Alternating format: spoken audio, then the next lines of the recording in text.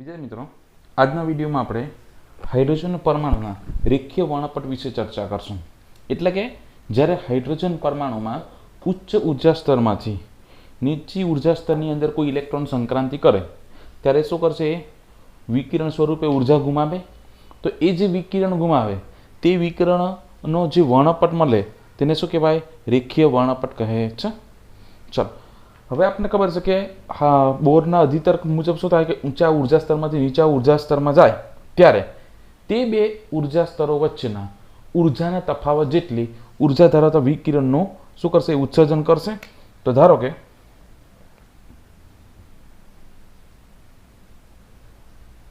Electron ઊંચા ઉર્જા સ્તર Ni માંથી નીચી ઉર્જા ધરાવતા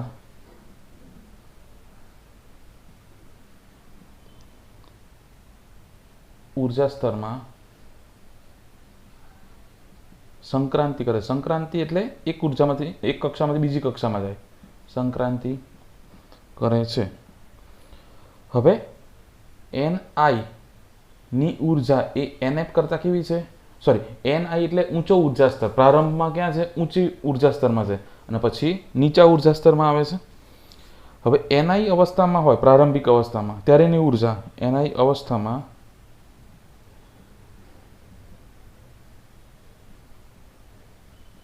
ઇલેક્ટ્રોનની ઉર્જાનું સૂત્ર શું આવે? Ei ઇઝ ઇક્વલ ટુ શું થશે? En બરાબર mz²e⁴ minus mz²e⁴ upon 8n²h² ε0². અહીંયા En હતું, બરાબર. હવે I છે તો અહીંયા Ni લખો અને અહીંયા પણ શું આવશે? અહીંયા Ni. અને હાઇડ્રોજન પરમાણુ માટે Z બરાબર કેટલા થશે? 1. તો me⁴ upon 8n² ni² h² ε0². એનું નામ આપ્યું સમીકરણ નંબર 1. હવે નીચી ઉર્જા ધરાવતી અવસ્થા એટલે Nf. તો Nf અવસ્થામાં ઇલેક્ટ્રોનની ઉર્જા, તો આની અંદર શું કરવાનું? સેમ આની જેમ અહીંયા Ni આવે તેની જગ્યાએ Nf ને અહીંયા પણ Nf, બીજું બધું સેમ. તો EF ENF is equal two minus me⁴ upon 8nf² h² ε0². સમીકરણ નંબર 2. હવે આ બે ઉર્જા સ્તરોનો તફાવત હોય તેટલી ઉર્જા ધરાવતું વિકિરણ ઉત્પન્ન થશે. હવે આમાં પ્રારંભિક અવસ્થા ખરી તે ઊંચી ઉર્જા સ્તર છે, ના નીચો, એટલે આ ઉર્જા મોટી હશે, ના કેવી હશે? નાની હશે. અહીં ENi ગ્રેટર દેન ENF કે Ni ઉર્જા સ્તરની ઉર્જા Nf કરતાં કેવી છે? મોટી છે. તો ઉત્પન્ન થતા વિકિરણની ઉર્જા કેટલી થશે? બંનેના તફાવત એટલે ENi માઇનસ ENF. વિકિરણની ઉર્જાનું સૂત્ર શું? E બરાબર hf. તો hf IF એટલે I માંથી ક્યાં જાય છે? F માં. તો આનું કિંમત કઈ હતી? ENi, સમીકરણ નંબર 1. તો minus me⁴ 8ni² minus into h² ε0². Minus આ વચ્ચેનું માઇનસ, ના minus minus minus plus me⁴ upon 8nf² h² ε0. આ પ્લસ વાળાને આગળ લાવો, માઇનસ વાળાને પાછળ લઈ જાઓ. તો me⁴ upon 8nf² h² ε0² minus me⁴ અને પાછળ લખો 8ni² h² ε0². જે કોમન નીકળે તે કોમન કાઢીએ. તો m કોમન નીકળશે, e⁴ common, m common, e⁴. હવે આ n સિવાય નીચેનું નીકળી જશે, 8h² ε0² કોમન. તો અહીંયા શું રહેશે? 1/nf² minus 1/ni². હવે ni એટલે ઇનિશિયલ અને f એટલે ફાઇનલ. હવે આ કોનું સૂત્ર આવી ગયું? HFIF. હવે જો એફ જ શોધવા હોય કે ઉત્પન્ન થતા વિકિરણની આવૃત્તિ શોધવી તો એચ ક્યાં છે સામેની બાજુ છેદમાં, એટલે આ એચનો વર્ગ હતો એની જગ્યાએ શું થશે એચનો ઘન. આ ખાસ ધ્યાન રાખજો, હું ડાયરેક્ટ લખું છું એચ અહીંયા નીચે જાય એટલે શું હશે એચનો ઘન. તો ઉત્પન્ન થતા વિકિરણની આવૃત્તિનું સૂત્ર. હવે જો એમ કીધું હોય કે ઉત્પન્ન થતા વિકિરણની તરંગ લંબાઈનું સૂત્ર શોધો. હવે આપણને ખબર કે એફ ઇઝ ઇક્વલ ટુ શું થાય સી બાય લેમ્બડા. તો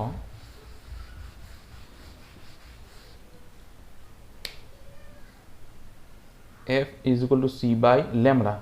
અહીંયા આઈ એફ છે કે આઈ થી એફમાં જાય તો અહીંયા પણ આઈ એફ મૂકતા તો અહીંયા કિંમત મૂકીએ C by lambda I F is equal to m e raised to 4 8 h cube epsilon 0 square 1 upon nf square minus 1 upon ni no square.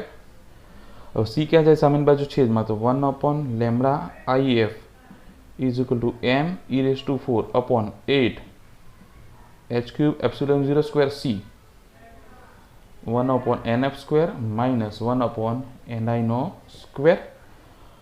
હવે આ જે કિંમત ખરી આટલો ભાગ તેને કહેવાય રીડબર્ગનો અચળાંક ને તેની જગ્યાએ શું લખી શકીએ આર અને એની કિંમત આવે 1.07 into 10⁷. બરાબર. હવે આ કિંમત અહીંયા મૂકીએ આટલાની જગ્યાએ તો 1 upon lambda if is equal to r 1 upon nf square minus 1 upon ni square. તો હવે 1 upon આ લેમ્બડાને શું કહેવાય ઉત્પન્ન થતા વિકિરણની તરંગ લંબાઈ, પરંતુ 1 upon લેમ્બડાને શું કહેવાય તરંગ સંખ્યા. એટલે જો તમને કોઈ એમસીક્યુમાં એવું પૂછાય કે તરંગ સંખ્યા શોધો તો 1 upon લેમ્બડા, અને તરંગ સંખ્યા એટલે કેટલા તરંગ ઉત્પન્ન થાય છે, અને તરંગ લંબાઈ કીધું હોય તો શું શોધવાનું લેમ્બડા. હવે આની અંદર તમે જોઈ શકો, હવે આપણે મેઇન પોઈન્ટ પર આવ્યું કે હાઇડ્રોજન પરમાણુ રેખીય વર્ણપટ કેવી રીતે મળે. આની અંદર આ ઊંચો ઉર્જા સ્તર ઇનિશિયલ એટલે પ્રારંભિક અવસ્થા અને આ અંતિમ અવસ્થા ફાઇનલ. આ ઊંચો ઉર્જા સ્તર છે, આ નીચો ઉર્જા સ્તર છે. હવે લાઇમન શ્રેણી ક્યારે રચાય? હવે આપણને જુદી જુદી 5 શ્રેણી જોઈ ગયેલા, લાઇમન, બામર, પાસ્ચન, બ્રેકેટ અને ફન. તેમાં આપણે તરંગ લંબાઈનું સૂત્ર જોઈ ગયેલા કે 1 upon lambda is equal to r 1 upon m square minus 1 upon n square. આવું સૂત્ર જોઈ ગયેલા. આ સૂત્રને આની સાથે સરખાવતો 1 upon lambda r m square ની જગ્યાએ શું આવશે nf સ્ક્વેર અને અહીંયા શું આવે ni સ્ક્વેર. હવે અહીંયા લાઇમન શ્રેણી માટે અહીંયા ફિક્સ આવે શું આવે 1 નો સ્ક્વેર અને અહીંયા n આવે, અને n સ્ટાર્ટિંગ ફ્રોમ આ 1 હોય તો આ 2 3 4 ડેશ ડેશ આવી રીતના સ્ટાર્ટ થાય. એટલે આ nf આની સાથે સરખાવતો nf બરાબર કેટલા 1. તો લાઇમન શ્રેણી માટે ફિક્સ છે nf ઇઝ ઇક્વલ ટુ 1 લેવાના, અને ni એની કિંમત ક્યાંથી સ્ટાર્ટ થશે 2 3 4 ડેશ ડેશ ડેશ. હવે આની અંદર n ની પહેલી કિંમત લો, બરાબર, અહીંયા n બરાબર 1 લો ત્યારે જે શ્રેણી મળે તેને શું કહેવાય h આલ્ફા, સોરી n બરાબર 2 લો ત્યારે લાઇમન શ્રેણીની આલ્ફા રેખા એટલે h આલ્ફા રેખા.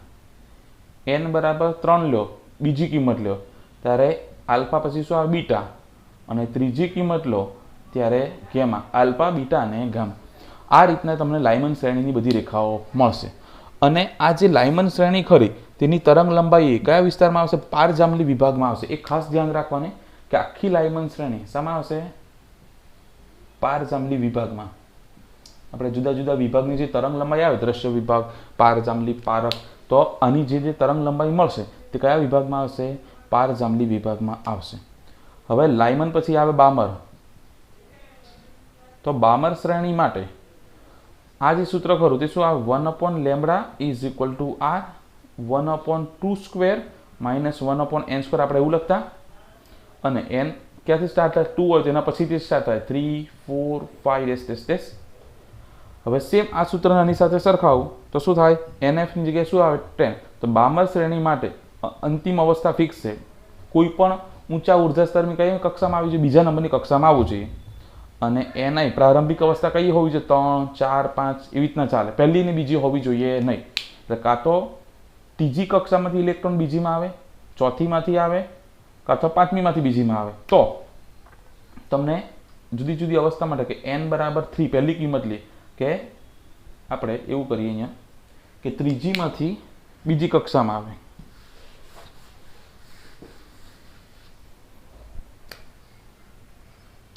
ni બરાબર 3 થી nf બરાબર 2 ત્રીજામાંથી બીજીમાં આવે તો જે રેખા મળે તેને h આલ્ફા રેખા કહેવાય. એની પહેલી કિંમત. બીજી કિંમત લઈએ કે પ્રારંભિક અવસ્થા કઈ છે? ચોથી. એટલે 4 નંબરની કક્ષામાંથી 2 નંબરની કક્ષામાં આવે તો એને h બીટા રેખા કહેવાય. બામર શ્રેણીની h બીટા. h એટલે હાઇડ્રોજન. ત્રીજી કિંમત લઉં ni બરાબર 5 તો nf બરાબર કેટલા થશે? 2 જ રાખવાના તો એટલે h beta gamma. Alpha beta અને ગેમા. આલ્ફા બીટા અને ગેમા. અને બામર શ્રેણીની કોઈ પણ રેખા તમને મળશે તે કયા વિભાગમાં આવશે? દ્રશ્ય વિભાગમાં. દ્રશ્ય પ્રકાશની જે તરંગ લંબાઈ આવે 4000 થી 7000 આર્મસ્ટ્રોંગ તેની વચ્ચે આની તરંગ લંબાઈ મળશે. આ જ રીતે તમે 5 શ્રેણી માટે લાયમન, બામર, પાશ્ચન, બ્રેકેટ અને ફન એના માટે સુધી હવે ડાયરેક્ટ આપણે લખીએ. લાયમન, બામર જોઈ ગયા. હવે પાશ્ચન શ્રેણી તેના માટે અંતિમ અવસ્થા ફિક્સ. nf કેટલા આવશે? 3 અને ni કયા આવે? 3 આવી ગયા એટલે 4 5 6 ડેશ ડેશ ડેશ કે ચોથામાંથી ત્રીજામાં જાય, પાંચમામાંથી ત્રીજા, છઠ્ઠામાંથી જાય. અને પાશ્ચન શ્રેણી ખરી તે કયા વિભાગમાં આવશે? પારક્ત વિભાગની અંદર આવશે. આના પછીની બધી શ્રેણી પારક્તમાં આવશે. લાયમન, બામર, પાશ્ચન. હવે બ્રેકેટ અને પછી ફંડ. બ્રેકેટ શ્રેણી એ પણ કયા વિભાગમાં? પારક્ત વિભાગ. આ ખાસ ધ્યાન રાખજો એમસીક્યુ માટે. કયા વિભાગમાંથી? પારજાંબલી, દ્રશ્ય પ્રકાશ અને પછીની 3 પારક્ત.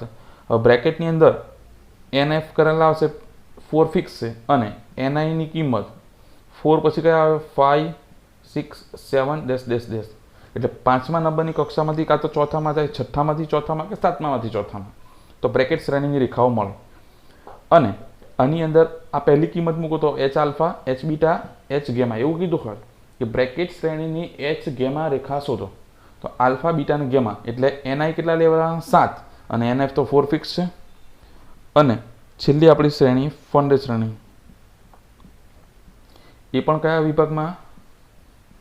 પારક્ત વિભાગમાં. હવે એની અંદર ફાઇનલ અવસ્થા કઈ? 5 ફિક્સ. હવે 5 હોય તો આ ક્યાંથી સ્ટાર્ટ થાય? 6 થી 6 7 8 ડેશ ડેશ ડેશ કે 6 નંબરની કક્ષામાંથી 5માં જાય, 7માંથી 5માં, 8માંથી 5માં. તો અહીંયા h આલ્ફા, h બીટા અને h ગેમા. પહેલી કિંમત માટે ફંડ શ્રેણીની h આલ્ફા રેખા, ફંડ શ્રેણીની h બીટા અને ફંડ શ્રેણીની h ગેમા. થોડુંક તમને અટપટું લાગતું છે પણ કોઈ જ અટપટું નથી. જે આપણે આ સૂત્ર ભણી ગયેલા 1/λ=r 1/1² માઇનસ અથવા તો m² - n તો m ની જગ્યાએ nf લઈ લેવાના, નહીં ni. બરાબર. અને પછી તમે જેમ આગળ સૂત્ર યાદ રાખેલા હતા કે લાયમન શ્રેણીની પ્રથમ રેખા, બીજી રેખા, ત્રીજી રેખા એ પ્રમાણે તમે કોઈપણ શ્રેણીની કોઈપણ નંબરની રેખા માટે તરંગ લંબાઈ શોધી શકો. 1/λ એટલે તરંગ સંખ્યા શોધી શકો અને આવૃત્તિ પણ શોધી શકો. અને જો એવું કીધું હોય કે ભાઈ રીડબર્ગના સૂત્રનો ઉપયોગ કરી અને ઉત્પન્ન થતા વિકિરણ તરંગ લંબાઈને શોધો તો આ થિયરીનો યુઝ કરવાનો. એના માટેનો એક દાખલો છે આપણે તે હવે નેક્સ્ટ વિડીયોની અંદર જોશું.